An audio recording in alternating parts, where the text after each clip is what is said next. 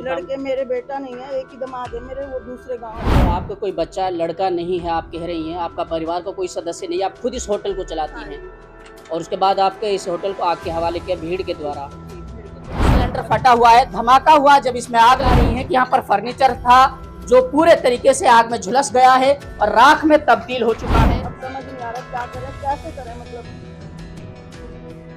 खर्चा कैसे चलेगा, आप परेशान ना हो। कैसे कर्जा चुकाएंगे, बिल्कुल समझ से बाहर है। मेवात में हुई हिंसा के बाद आम जन को भारी नुकसान हुआ है। उसी को मद्देनजर रखते हुए मेवात से शुरू हुई चिंगारी सोहना तक पहुंची और सोहना में भी पत्थरबाजी की गई, आगजनी की गई और उसमें मार्केट में बनी दुकानों और घरों में भारी नुकसान हुआ है। आज इसी की एक वानगी हम आपको दिखाने जा रहे हैं। इस वक्त हम मौजूद हैं इन दुकानों में जिनमें आग लगाई गई है और जो पूरे तरीके से राख में तब्दील हो चुकी हैं। ये टूट फूट की तस्वीरें हैं। उधर आप देख पा रहे होंगे, ये एक होटल है और होटल में ये पूरा इसको आग के हवाले कर दिया गया कुछ शरारती तत्वों के द्वारा, जब यहाँ पर मामले ने तूल पकड़ा। इधर मैं देख पा रहा हूँ अम्मा जी हैं, खड़ी हैं, शायद इन्हीं की ये दुकान है और इन्हीं का ये रेस्टोरेंट है और इससे बातचीत करने की हम कोशिश करेंगे। अम्मा जी बाहर आइए थोड़ा सा, क्या कर रही हैं आप इसमें? क्या नाम है अम्मा जी आपका? कहाँ नुकसान हुआ, कितना हुआ है और आप कहाँ थी उस टाइम जब ये नुकसान हुआ? मैं बाजार में थी, कुछ सामान लेने गई हुई थी और सब खत्म कर दिया, कुछ भी नहीं छोड़ा। किसकी है ये दुकान? ये हमारी है, मेरी है।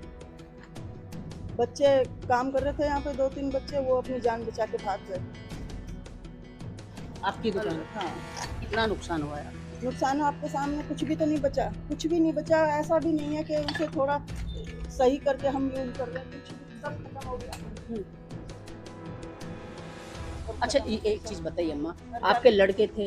लड़के मेरे बेटा नहीं है, एक ही दामाद है मेरे, वो दूसरे गांव में था, दूसरी दुकान पे। अच्छा, आपके कोई लड़का नहीं है? नहीं, मेरे 2। अच्छा, आप खुद चलाती थी हाँ, होटल? मैं इसको मैं देखती थी और दूर गांव में मेरे दामाद के एक अलग होटल है, वो यहाँ नहीं था, वो उसे देखता, इसे मैं देखती थी। कितने बजे हुई ये बात? ये मेरे को तो फिक्स टाइम, शाम के टाइम? हाँ, शाम को, मतलब 5 बजे के आसपास का टाइम रहा होगा। किन लोगों ने आग के हवाले किया आपकी दुकान? नहीं मालूम, भीड़ थी, लड़ाई भीड़ थी? हाँ, भीड़ थी। आपको कब पता चला कि आपकी दुकान को आग के हवाले जब कर मैं दिया? बाजार से आई थी, जब इधर हंगामा मचा तब पता चला।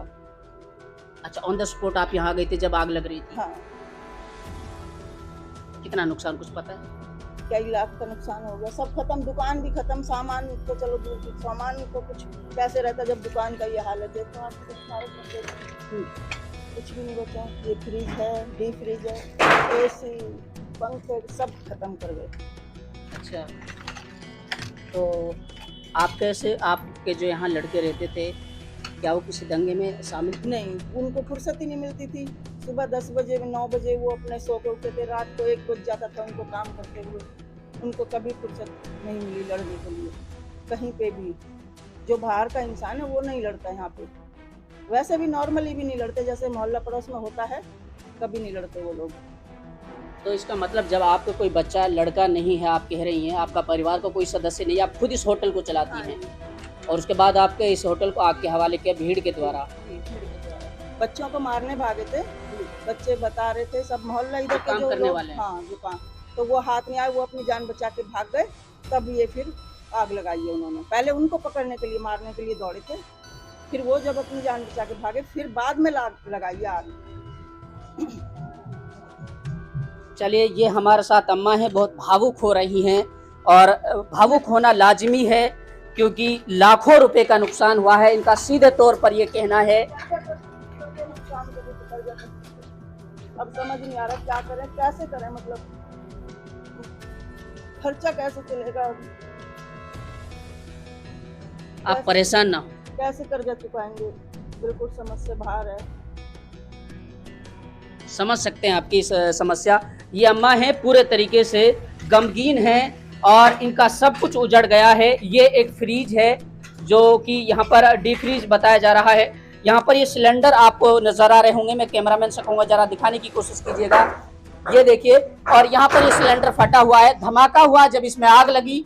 और यहाँ पर सामने आप देख पा रहे होंगे, यहाँ अम्मा बता रही हैं कि यहाँ पर फर्नीचर था जो पूरे तरीके से आग में झुलस गया है और राख में तब्दील हो चुका है। और यहाँ पर ये टेबल हैं और कुर्सियां लगी हुई हैं, यहाँ पर कुर्सी टेबल भी लगी हुई है पूरे तरीके से, ये आप देख पा रहे होंगे। और ऊपर के जो पंखे वगैरह हैं जो लगे हुए हैं वो भी खत्म हो चुके हैं और पूरे तरीके से ये राख में तब्दील हो चुका है। और यहाँ पर जो भी टाइल्स लगी हुई हैं वो आप देख पा रहे होंगे, जैसे इसमें आग भड़की, जैसे आग लगी उसके बाद टाइल्स नीचे गिर गई और पूरे तरीके से दीवार भी क्षतिग्रस्त हो गई है।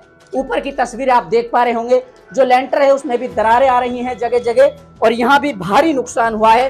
अम्मा का ये कहना है कि यहाँ पर जब इस को आग के हवाले किया गया तो कोई यहाँ पर मौजूद नहीं थी, वो मार्केट में गई हुई थी।